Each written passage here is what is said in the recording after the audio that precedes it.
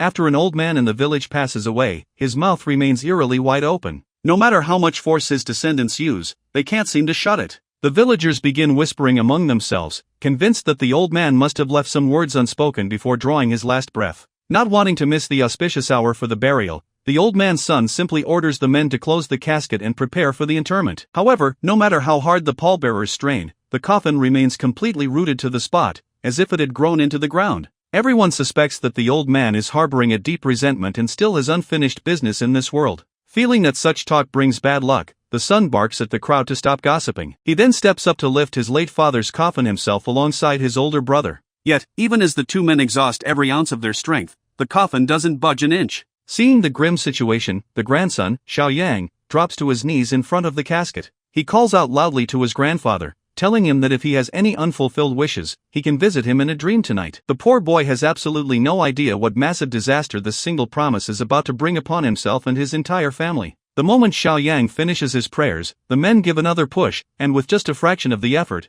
the coffin lifts right up. Before long, they successfully bury the old man in the ground. After a long, exhausting day, Xiaoyang lies in bed, missing his grandfather terribly. He can't help but ask his mother if his grandfather had something he wanted to tell him before he died, and if the elders are intentionally keeping secrets from him. His mother gives a dismissive reply, telling him not to let his imagination run wild and urging him to get some sleep. However, in the dead of night, Xiaoyang wakes up groggily, only to find a hand fan lying out of nowhere on his bed. When he turns his head, his heart drops. His grandfather is lying there, completely stiff and straight right on his bed, with his mouth still stretched wide open. Terrified out of his wits, Xiaoyang scrambles off the bed and frantically calls for his father. Soon, the brothers of the family all come rushing in to check. Staring at their late father's corpse appearing out of nowhere, everyone assumes that some wicked punk from the village must have dug up the grave. The oldest uncle suggests that they quickly sneak their father's body back to the graveyard before dawn breaks. Before heading out, he instructs Xiaoyang to fetch the village mason to help, repeatedly warning him not to alert anyone else in the village. Yet, the moment the mason arrives at the graveyard and sees the scene before him, he is completely paralyzed with fear.